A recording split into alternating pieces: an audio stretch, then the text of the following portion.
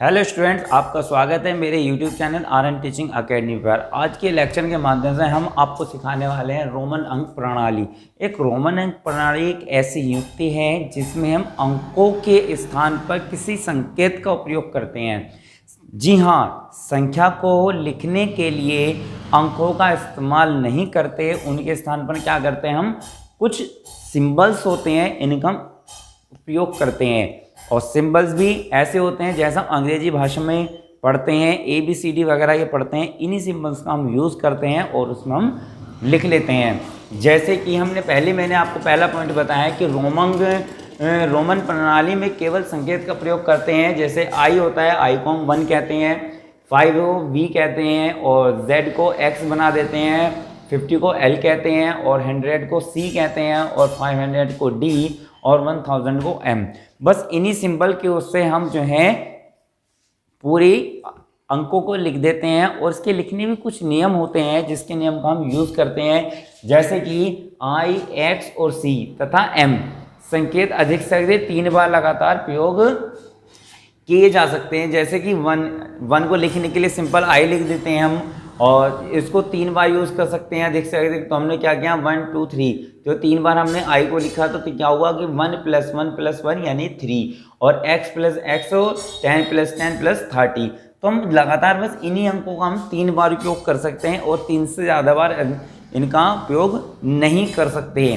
तो आगे देखिए, VLD संकेत लगाकर 2 बार नहीं लिख सकते हैं। मैंने यहाँ पर ऑलरेडी पहले लिख करके दिखाया कि ये गलत है, इनका हम 2 बार ज़्यादा उपयोग नहीं कर सकते। ये V × V यानी कि V और V, तो क्या करेंगे 5 + 5 और = 10, तो 10 तो हो जाएगा। लेकिन ये हमारा लिखने का जो मेथड है, ये वाला लिखने का मेथड हमारा गलत है, क्योंकि हमने कहा है कि V, L और D एक ऐसे संकेत हैं जिनका हम 2 बार उपयोग नहीं कर सकते, एक साथ नहीं कर सकते। संख्या में अलग अलग उपयोग कर सकते हैं लेकिन एक साथ लगातार उपयोग नहीं कर सकते। इस तरह से कि V एक साथ लग दिया तो हमने 5 + 5 कर दिया, 10 हो गया। 10 के लिए हम क्या कर सकते हैं, मैंने पहले ही कहा था 10 के लिए हम क्या करेंगे, अलग सिंबल हमने दिया है X।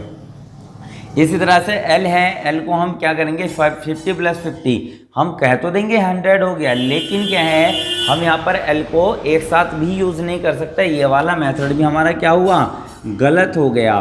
तो इसलिए मैंने कहा है कि V, L और D भी यही है कि D को 5D यानी कि 500 तो हम 1000 हो जाएगा, उसके लिए हमने M का यूज़ किया हुआ है और इसे हम DD को भी यूज़ नहीं कर सकते। तो ये लिखने के तरीके हैं, इस तरीके से हम लिख सकते हैं। लेकिन अब हम आपको सिखाते हैं कि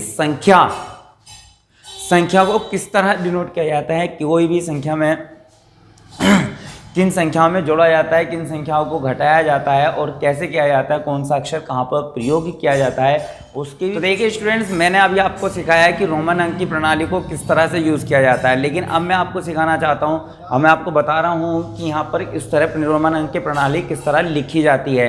और मैं आपको बता देता हूँ कि यदि कोई भी बड़े अंक से पहले कोई भी छोटा अंक किया जाता है या सिंबल का यूज़ किया जाता है, उसके हम माइनस कर देते हैं, और यदि दाएं रूप में किया जाता है तो उसे हम प्लस कर देते हैं। जैसे कि V है और V से पहले मैंने I का यूज़ किया है यहाँ पर, तो इसे हम क्या करेंगे, यहाँ पर 1, तो 1 में से हम माइनस नहीं कर सकते। तो क्या मैंने कहा था कि जो यदि कोई बाएं अंक है, बाएं सिंबल है, तो बड़ा अंक है, बड़े अंक में से हम क्या करेंगे, बाएं और यहाँ पे छोटा सिंबल का यूज़ किया गया है, तो बड़े में से हम छोटे को माइनस कर देते हैं। और माइनस कैसे करेंगे, V का मीनिंग होता है 5 और -1 करेंगे तो क्या होगा, यहाँ पर 4 हो जाएगा। तो यदि यही सिंबल यहाँ पर इधर साइड होता तो V के इधर हो जाता, तो हम कह देते हैं यहाँ पर कि 5 + 1 = 6। तो यही लिखने का मेथड होता है इसका कि कोई भी प्रणाली में, इस प्रणाली में हम जो है कोई भी अंक हमारा बाईं ओर आ जाता है, छोटा सिंबल आता है तो हम उसे माइनस करते हैं, और दाएं ओर हो जाता है तो हम प्लस करते हैं। लेकिन कुछ अंक ऐसे हैं कि जिन्हें हम घटा भी नहीं सकते, किसी भी अंक में से उन्हें घटाएंगे नहीं और केवल उनका प्रयोग कर सकते हैं, हम उन्हें माइनस नहीं कर सकते।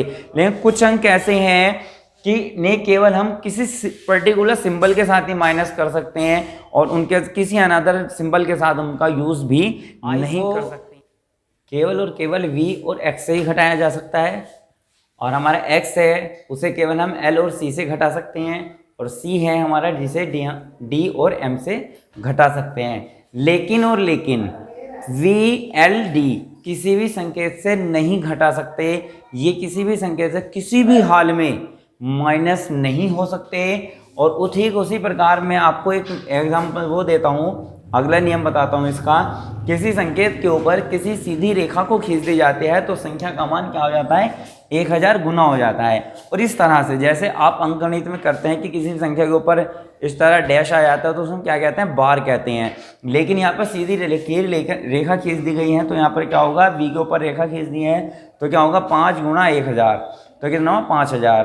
तो उतने ही गुने पे काम कर देते हैं, यानी कि 1000 हमारा गुना हो गया है उसमें। किसी भी संख्या के ऊपर हमने बार खींच दी सिंबल के ऊपर तो क्या हो जाएगा, इसका उतना 1000 से मल्टीप्लाई कर दी जाएगी।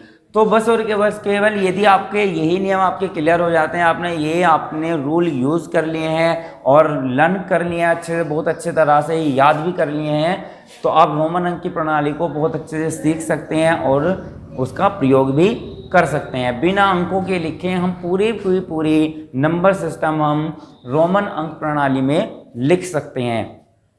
यदि आपको रोमन अंक समझ आए हैं, आपको हमारी वीडियो अच्छी लगी है, तो इस तरह की आप और वीडियो को देखना चाहते हैं तो मेरे YouTube channel RN teaching academy को सब्सक्राइब करिए और बेल आइकन को भी प्रेस करिए, और इस तरह मेरी आने वाली अगली वीडियो की नोटिफिकेशन आपको सबसे पहले प्राप्त होगी। तो इसलिए बेल आइकन प्रेस करना ना भूलिए। तो मेरी वीडियो को लाइक करें, शेयर करें। Thank you.